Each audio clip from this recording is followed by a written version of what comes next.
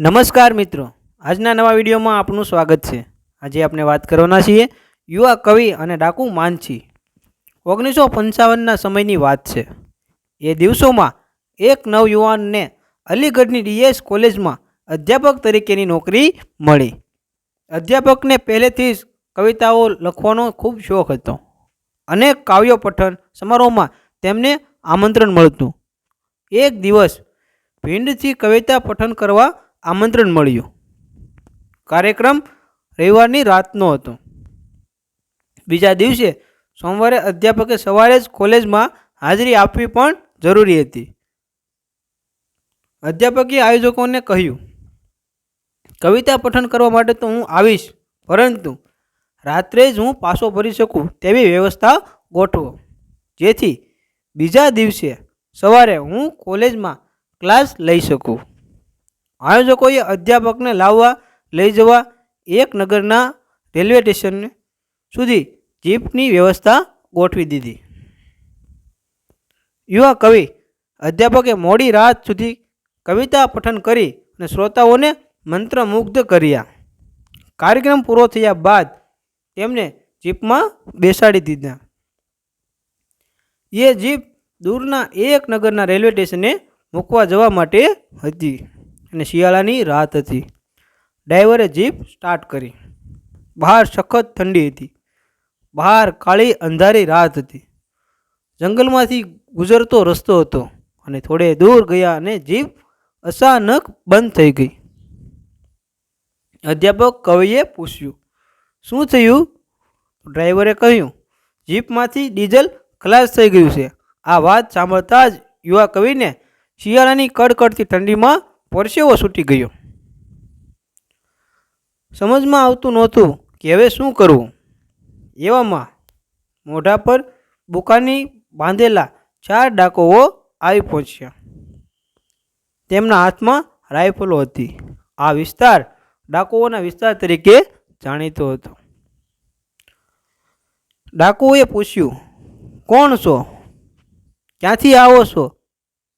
યુવા કવિએ કહ્યું, ભૈયા, હું તો એક કવિ છું। નજીકના ગામે કવિતા પઠન કરીને આવી રહ્યો છું। ગાડીમાં ડીઝલ ખલાસ થઈ ગયું છે। એક બુકાનીધારી ડાકુ કડક અવાજે બોલ્યો, અચ્છા, તો કવિ છો? હવે તો તમારે અમારા સરદાર પાસે આવવું જ પડશે। ડાકુઓએ કવિનું અને ડ્રાઈવરનું અપહરણ કર્યું। યુવા અધ્યાપક પાસે બીજો કોઈ વિકલ્પ પણ નહોતો।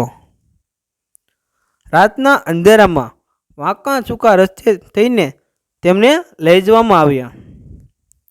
ખાસું ચાલ્યા બાદ એક ગામ આવ્યું।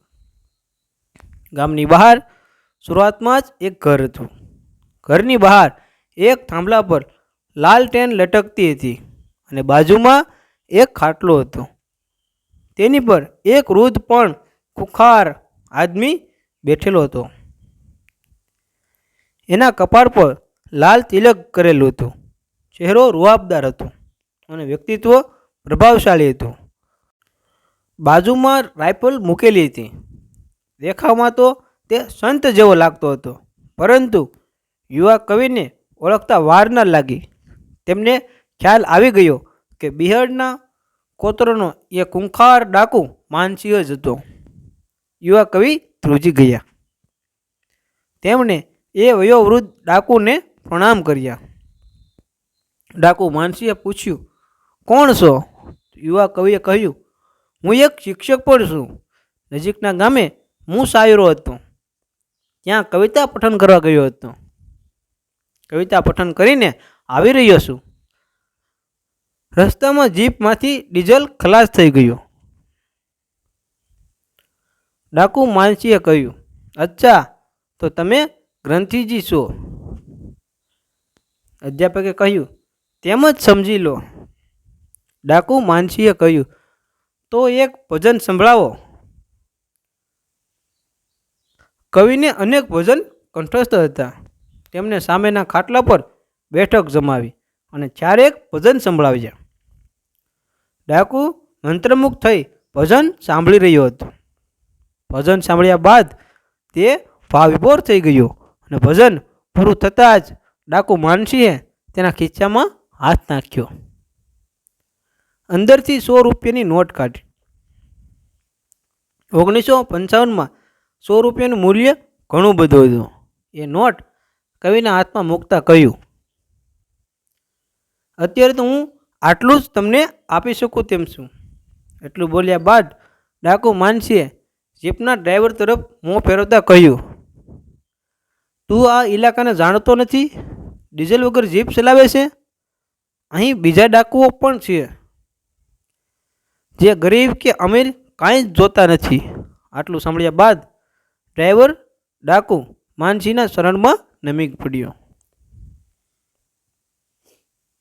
તે પછી ડાકુ માનસીએ તેમના સાથીઓને કહ્યું, ડીઝલની વ્યવસ્થા કરો અને આ બંને જણને સહી સલામત મૂકી આવો. થોડી જ વારમાં ડાકુએ ડીઝલની વ્યવસ્થા કરી દીધી અને એ બંનેને રસ્તામાં પડેલી જીપ સુધી મૂકી આવ્યા. આ અનુભવ બીજા કોઈનો નહીં પરંતુ હિન્દી ભાષાના સુપ્રસિદ્ધ કવિ નીરજનો છે. તેમનું આખું નામ ગોપાલદાસ નીરજ છે અને હિન્દી સાહિત્યના આ જાણીતા કવિ નીરજે હિન્દી ફિલ્મોમાં પણ અનેક ગીતો લખ્યા છે.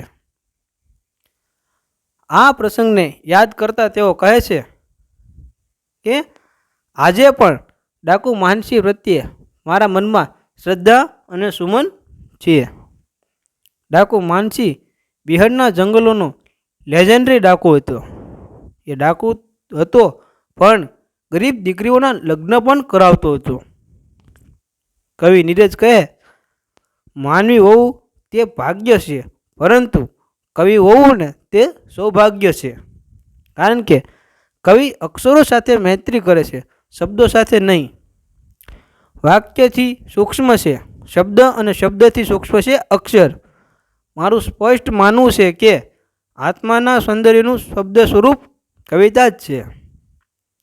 કવિતાની સુંદર પરિભાષા તુલસીદાસે કરી છે. તેઓ લખે છે કે આપણે જ્યારે બધું જ જાણી લઈએ છીએ ત્યારે જ ખબર પડે છે કે આપણે કાંઈ જ જાણતા નથી. આ તત્વ જ કવિતા છે. કવિ નીરજ એક કવિતા પ્રેમી સાહકની ઘટના યાદ કરતા કહે છે, કવિ સંમેલનોએ મને ખૂબ જ પ્રસિદ્ધિ અપાવી છે. કેટલીક વાર એવા પ્રશંસકો મળ્યા કે તેમની કલ્પના પણ ના કરી શકાય. એકવાર લખનૌ યુનિવર્સિટીમાં કેટલાક લોકોએ મને અંગ્રેજી કવિતાનું પઠન કરવા કહ્યું. મેં એક અંગ્રેજી કવિતાનું પઠન કર્યું. કેટલાક લોકોને અંગ્રેજી સામે વાંધો હતો. તેમને ભૂમરાવ અને ધાંધલ મચાવી દીધી. તેમણે કહ્યું, અહીં અંગ્રેજી કવિતા નહીં ચાલે. તે સમયે રાજેન્દ્ર દીક્ષિત નામનો એક યુવાન ઊભો થયો. તેને પિસ્તોલ ધરીને કહ્યું, અંગ્રેજી કવિતા જરૂર હોગી. અને બધા ચૂપ થઈ ગયા અને મેં મારી જ લખેલી 8 થી 10 અંગ્રેજી કવિતાઓ સંભળાવી હતી. કવિ નીરજ કહે છે, મારી આસ્થા ધર્મમાં નહીં પરંતુ ધાર્મિકતામાં છે. ચેતના અને વિજ્ઞાનમાં જે મહાન છે તે જ ભગવાન છે.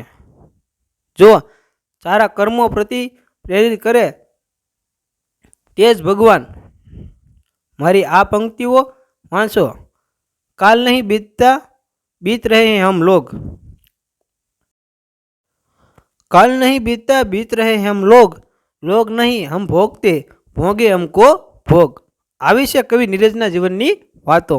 મિત્રો, તમને જો આ વિડીયો પસંદ આવ્યો હોય તો વિડીયોને શેર કરો અને વિડીયોને લાઈક કરો. તેમજ આવા અવનવા વિડીયો કે જીવનમાં કંઈક શીખ આપે તેવા વિડીયો જોવા માટે અમારી ચેનલને સબસ્ક્રાઈબ કરો.